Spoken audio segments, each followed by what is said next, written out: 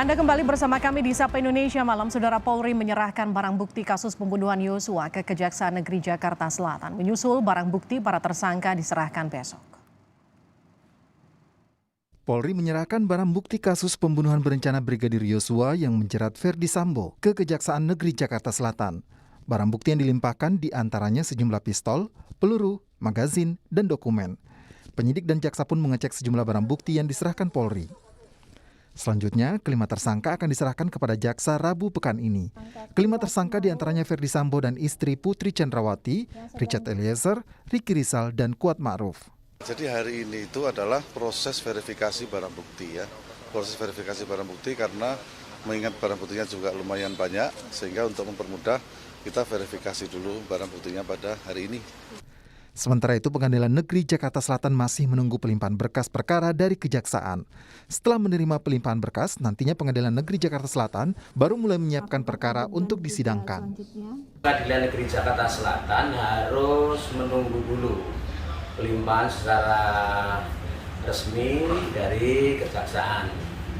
Nanti setelah secara resmi pelimpahan dari Kejaksaan Negeri ke Pengadilan Negeri Jakarta Selatan, Kuasa hukum Richard Eliezer, Roni Talapresi, mendatangi Bareskrim Polri untuk berkoordinasi dengan kliennya.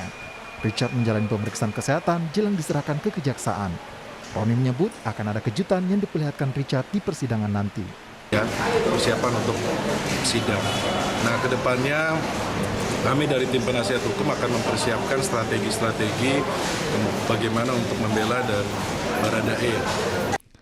Usai menerima tersangka dan barang bukti, tugas jaksa berikutnya adalah meyakinkan hakim terkait dakwaan Ferdi Sambo dan tersangka lain.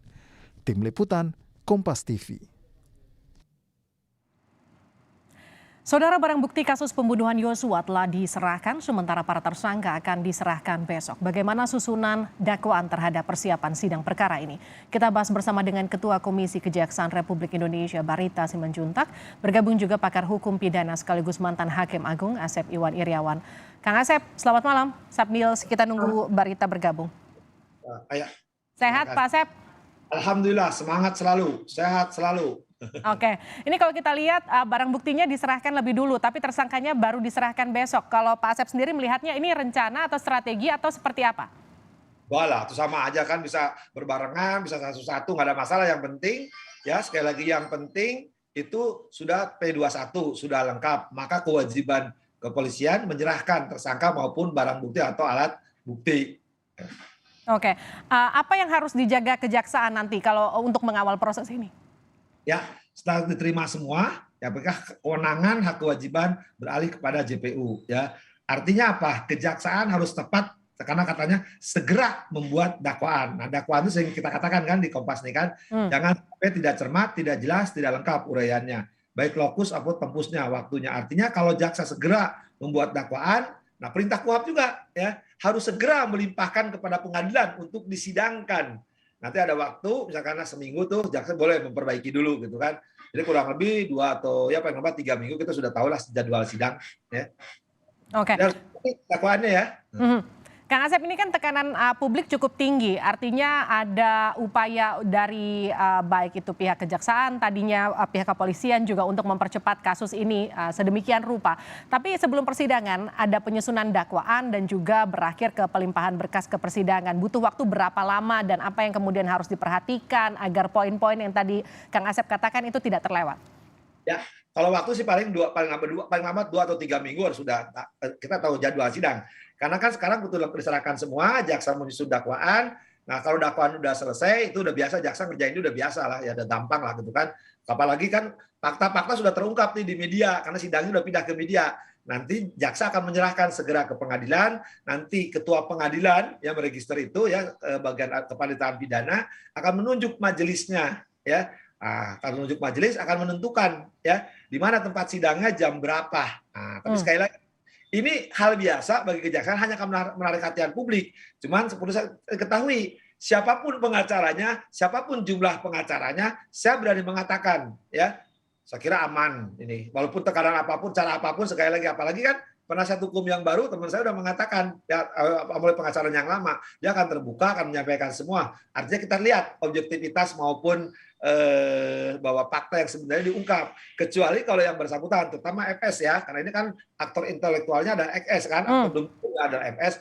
Kalau kecuali di ruang sidang, nah dia berkelit, nah berarti pernyataan penasihat hukumnya akan mengatakan apa adanya, ya menerangkan, minta objektif, faktual, itu tidak terjadi. Nah, saya kira netizen publik ya akan ramai, apalagi akan berhadapan dengan ya, karena saya kira kalau FS, RR, KM, PC, saya kira itu gampang lah, ya, jaksa udah biasa ya. Cuma nanti kalau FS udah jelas itu kan udah telak ya. Tapi kalau ada sedikit tanda tanya ya, karena ada debatable itu adalah masalah perintah jabatan pasal 51. Saya selalu mengatakan untuk harus ada hati-hati karena yang membuka aib semua, apalagi dari JC. Tapi kalau FS saya kira telak. Siapapun pengacaranya, berapapun jumlah pengacaranya, saya yakin kok ya, karena kita kalau baca di fakta di persidangan ya, unsur itu udah terbukti kok ya. Tinggal mainnya apa berani nggak hakimnya hukum mati, apa berani hakimnya seumur hidup atau penjara. Tinggal pilihan cuma itu aja kok. Oke, saya ke Barita Simanjuntak. Selamat petang. Ya, selamat petang Mbak Livina. Oke, ini saya lanjutkan. Kalau tadi Kang Asep juga sempat menyampaikan bagaimana juga soal mengamankan para tersangka, ada juga unsur relasi kuasa di antara para tersangka ini. Bagaimana kemudian pihak kejaksaan memastikan pengamanan para tersangka dan juga relasi kuasa antar para tersangka ini kemudian tidak menjadi tekanan salah satu di antaranya di persidangan? Ya, saya kira itu sudah langkah-langkah yang biasa dan sudah diantisipasi oleh jaksa penuntut umum, termasuk ketika dia sudah dinyatakan berkas perkaranya lengkap, perencanaan untuk mengajukan pelimpahan ke pengadilan, bagaimana mekanisme yang harus dilakukan dalam rangka membuktikan dakwaannya nanti itu sudah dipersiapkan.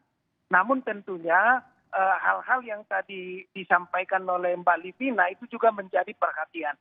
Tetapi jaksa secara profesional dengan kompetensi yang dimiliki sudah cukup terlatih untuk melihat bagaimana dia bisa membuktikan dakwaannya, bagaimana meyakinkan bahwa dakwaan itu dengan segala macam tadi yang disampaikan itu bisa tentu saja diatasi dengan baik. Saya kira itu poinnya Mbak Livina. Oke. Mari kita beri ruang yang cukup bagi tim jaksa untuk bekerja secara profesional dalam penanganan kasus ini sampai pada proses persidangan dan pembuktiannya nanti. Tapi apa yang kemudian jadi strategi pihak kejaksaan untuk mengantisipasi adanya manuver persidangan dari para tersangka? Kalau kita cermati lagi kan memang korban sudah tidak bisa lagi bersaksi. Jadi artinya butuh strategi khusus dari pihak kejaksaan mengantisipasi manuver para tersangka. Ya, itu sudah hal yang biasa, adalah hak hukum tersangka yang kemudian nanti akan jadi terdakwa untuk menghindar. Tetapi secara profesional seperti saya katakan tadi Mbak, jaksa cukup terlatih untuk mempertahankan dan untuk membuktikan dakwaannya. Jaksa tidak akan terpengaruh dari hal-hal yang di dalam tanda petik manuver dari para tersangka karena dia sudah terbiasa untuk menangani itu. Dan itu sudah dipersiapkan. Tentu tidak bisa disampaikan secara terbuka ya, karena ini kan berkaitan dengan teknis persidangannya nanti. Tapi kita bisa saksikan melalui persidangan itu apa-apa yang akan dilakukan dan meyakinkan kita bahwa jaksa bekerja profesional untuk membuktikan dakwaannya Mbak Livina. Oke, Pak Barita, apakah keamanan para jaksa juga jadi pertimbangan dalam kasus ini mengingat kalau KY itu kan merekomendasikan safe house untuk para hakim?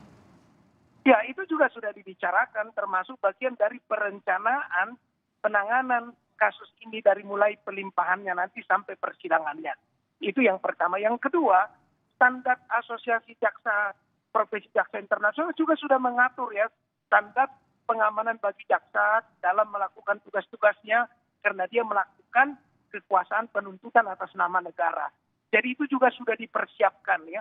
Dalam koordinasi kami juga sudah disampaikan oleh Jaksa Agung dan Pak Jampidum untuk menjaga agar tim jaksa ini dalam melakukan tugasnya tidak terganggu dan juga dipastikan aman dan profesional serta kondusif dalam melakukan tugas-tugas negara ini Mbak Livina. Oke, saya ke Kang Asep terakhir. Kang Asep, ini jadi sorotan masyarakat luas. Bagaimana kemudian nanti dipastikan persidangannya bisa dilakukan secara terbuka agar kemudian masyarakat bisa ikut sama-sama mengawasi jalannya persidangan ini. Karena memang ada beberapa konten yang disebutkan tidak bisa dilakukan untuk sidang terbuka.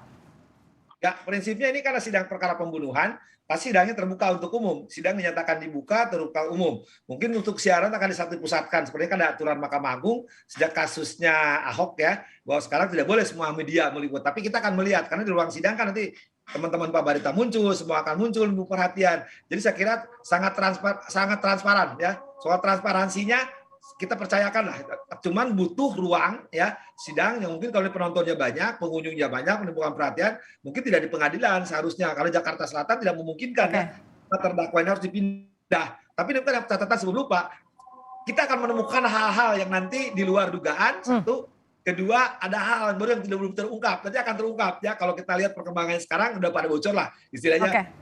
Cuma sejauh mana konsistensi FS, terutama FS ya, dan RR sama KM. Kalau tidak konsisten berarti apa yang dinyatakan bahwa dia akan menjadikan objektif, menjadi kekeliruan, akan disampaikan faktual. Nah, mungkin orang kan udah tidak percaya lagi. Tapi saya kira nanti berhadapan dengan pertanyaan jaksa-jaksa yang sudah terlatih, yang sudah biasa lah menghadapi itu. Baik, kita nantikan kejutan apa yang nanti akan muncul di persidangan. Terima kasih Asep Iwan Iriawan, terima kasih juga Barita Simanjuntak telah bergabung bersama kami di Sapa Indonesia Malam.